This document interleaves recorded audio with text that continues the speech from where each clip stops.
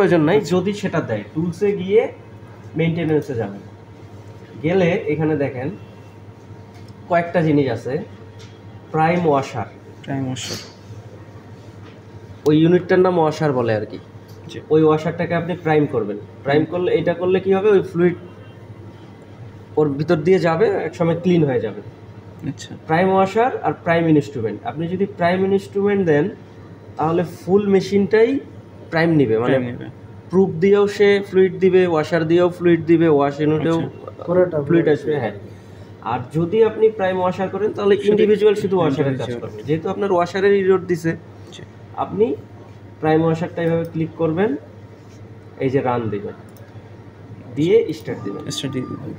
তাহলে এখন দেখেন আমি দেখাচ্ছি ওই ফাংশনটা কোন ফাংশনে কাজ করে। এটা নর্মালি এভাবে নিয়ে আসা রেলিং আছে, চাকা, এই যে দেখছেন চাকা দুই সাইডে, চাকাটা ওরকম।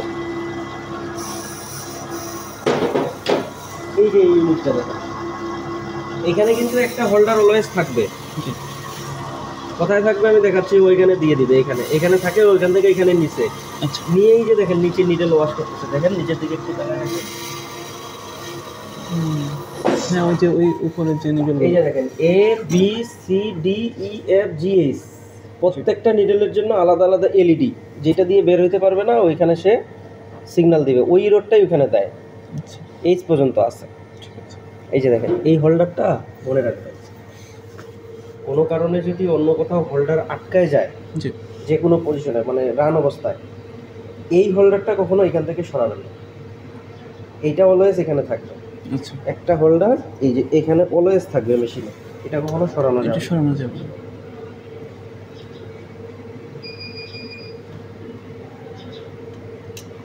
যে হুল আছে এখানে সে বসে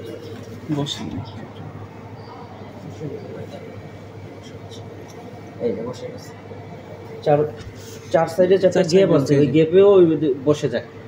ঠিক আছে। এখন কোনো কারণে যদি আপনার ওয়াশার ইরোড দেয়, আপনি এখানে ওয়াশার প্রাইম করেও আপনার সমাধান হচ্ছে না, তখন কিন্তু এটা ম্যানুয়ালি খুলে ওয়াশ করতে হবে। খোলার নিয়ম কি, যে এখানে একটা স্ক্রু আছে, এটা আপনি লুজ দিবেন,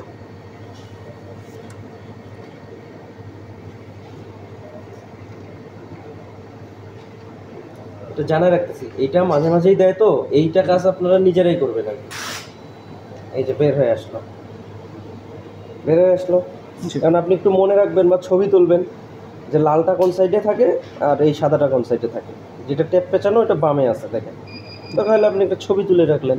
ঠিক আছে, রাখে এটা জাস্ট পেজটা এভাবে খুলবেন, খুললাম না একটা এখান থেকে খুললাম, খুলে এখন আপনি যদি একটু গরম পানিতে এখানে নিডেলের যে আপনার হচ্ছে সিরিঞ্জের নিডেলটা খুললে এই সিরিঞ্জের যে মাথাটা এখানে পেস ইজিলি অ্যাডজাস্ট হয়, হওয়ার পর গরম পানির মধ্যে ডুবে আপনি এখানে মানে জাস্ট আপ ডাউন করবেন, তাহলে কোনো সল্ট থাকলে এটা বের হয়ে যাবে। আচ্ছা, কিছু সময় করলেন, মনে করেন 4-5 মিনিট ভালো করে পরিষ্কার করলেন। যদি এইটা হচ্ছে আপনার বড়টার জন্য, এটা হচ্ছে ছোটোটার জন্য, তো এটা পরিষ্কার করার জন্য আপনি এটা ইজিলি নিডেলের মাথাটা অ্যাডজাস্ট হয়। এইটার ক্ষেত্রে কী হবে, এটার ক্ষেত্রে কিন্তু যাবে না, সেক্ষেত্রে নিডেলের মাথায় আর এর মাথায় একটা টিউব, আলাদা একটা এক্সট্রা টিউব, ব্লাড টিউব যে টিউবটা থাকে এটা একটু ছোটো করে কাটে এর মাথায় দিয়ে এটা পরিষ্কার করবেন।